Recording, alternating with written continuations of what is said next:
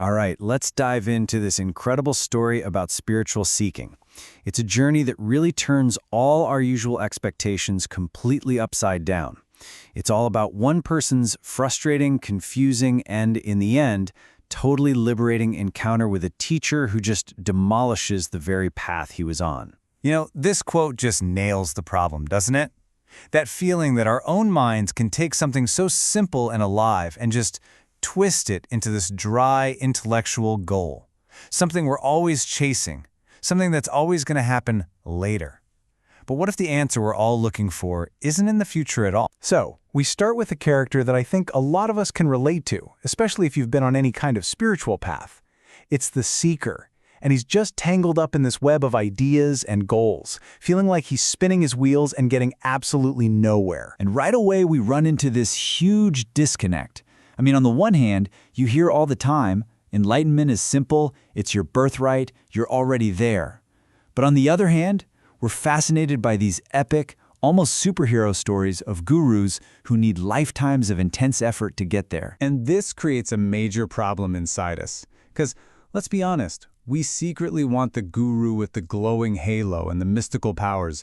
Our idea of enlightenment is so often built on these myths of fame and dramatic, life-shattering events. We kind of want the movie version, not the quiet, ordinary reality. So into this whole mess comes our narrator. He's a long-time, super dedicated seeker, and he finds this book called Liberation of Wisdom by a man named Aya. He feels this magnetic pull, thinking, this is it, this is the guy who can finally show me the way. But the man he actually meets at the train station just shatters every single one of his expectations. I mean, instead of some serene, wise-looking sage, he finds a totally normal-looking guy in a crumpled shirt who's busy on his cell phone.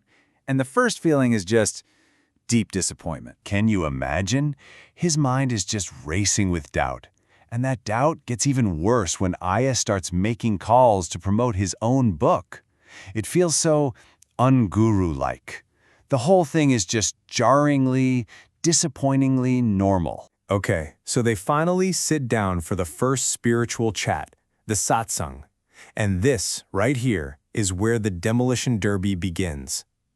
Aya just starts taking a sledgehammer to the narrator's most cherished spiritual beliefs, one by one. So the author decides to ask about one of the biggest, most foundational concepts out there for seekers, the no-mind state, right? This is supposed to be the pinnacle of achievement. He's expecting this deep, complex answer on how to finally get there. And the response is just a bombshell.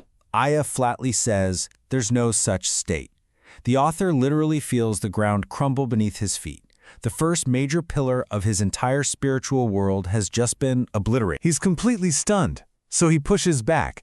He asks about the very practices he's poured his life into. I mean, surely all that hard work, all those years of meditation and yoga, they have to count for something, right? They have to be useful for liberation. And bam, the second punch lands. Ayana tells him, no, those practices aren't useful for liberation. This is just devastating. It makes him feel like his entire spiritual journey was a complete and total waste of time. At this point, he is so agitated he just can't take it anymore. It feels like this teacher isn't just questioning the map, he's blowing up the destination itself. He actually gets up and storms out of the discussion. He just can't listen to another word. So after this absolute demolition of his entire spiritual worldview, our seeker just plunges into this deep, deep state of frustration and anxiety. And there's actually a specific word for this kind of spiritual anguish. It's called virakti. Virakti isn't just feeling frustrated. It's this profound despair you feel when you've been trying so hard for so long and you realize it's all failing. The old path is gone, it's been destroyed, but a new one hasn't shown up yet. You are just lost in the void. And here's the crazy part. He's at Tiruvannamalai, this sacred mountain, a place that's supposed to bring peace and solace. But for him, it does the exact opposite. His inner turmoil, his anxiety, it just cranks up to 11.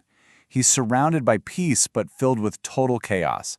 He feels completely helpless. So he's hit absolute rock bottom. There's no strategy left, no path, no technique, nothing left to do. And it's right here, in this moment of complete surrender, that a tiny shift begins to happen. and it's explained perfectly by this powerful story that Aya tells. This parable is the absolute key to everything. The woodcutter, that's the seeker.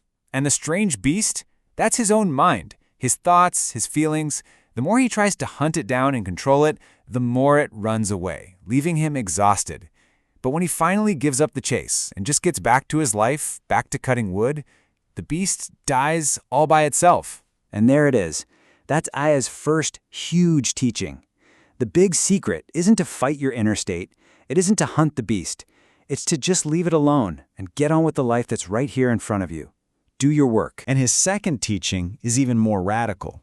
It's this: liberation isn't about becoming some better person in the future. It's not somewhere else at some later time. It's about ending the search right now. Finishing it, right where you are, just as you are, with all your flaws and imperfections. Okay, so what does this new understanding actually look like in real everyday life? Well, it is not some magical, blissful state where you're free of all problems and bad feelings. No, it's something much more radical and much more alive than that. And this is the crucial point. True liberation isn't about getting rid of the waves. It's not about having a perfectly calm ocean all the time. It's the freedom to let all the waves, anger, joy, anxiety, peace, to just arise and flow through you without you fighting them or trying to cling to them. So this is the new practice, if you can even call it that. It's not about striving for some future state of perfection anymore. It's a constant, moment-by-moment process of allowing everything, of letting go. It's not a final destination you get to. It's a completely different way of traveling. So this is the question that I really want to leave you with, because it flips the entire spiritual search on its head.